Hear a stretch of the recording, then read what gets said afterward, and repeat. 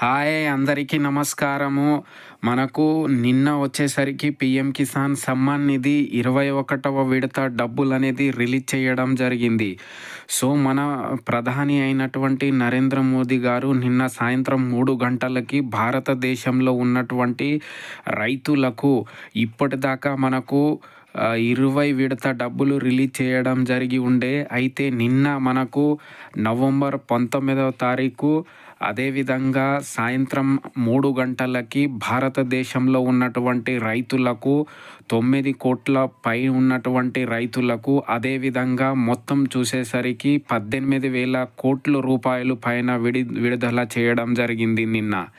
So, దీనికి చూసుకున్నట్లయితే రైతులు అందరూ సంతోషంగానే ఉన్నారు.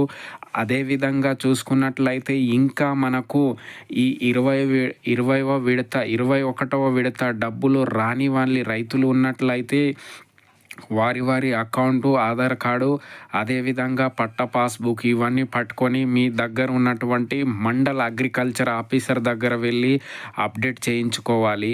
అదేవిధంగా బ్యాంక్లో మనకు ఈకేవైసీ కూడా Aadhaar card, bank account eKYC చేసుకొని ఉండాలి.